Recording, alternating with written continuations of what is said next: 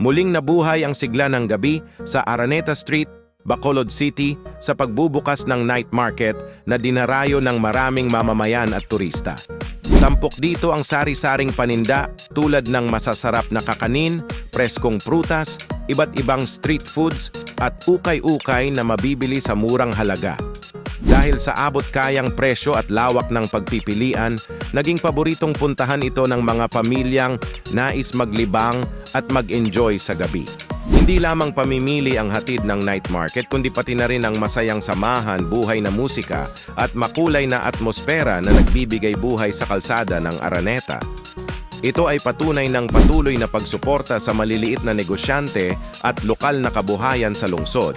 Ang Araneta Street Night Market ay gaganapin muli sa December 19 to 21, December 23 hanggang January 4, 2026 at January 9 to 11, 2026.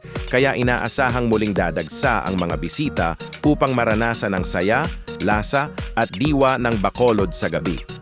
Tunay na isa itong patok na destinasyon na nagpapakita ng kultura, pagkakaisa at kasiglahan ng lungsod.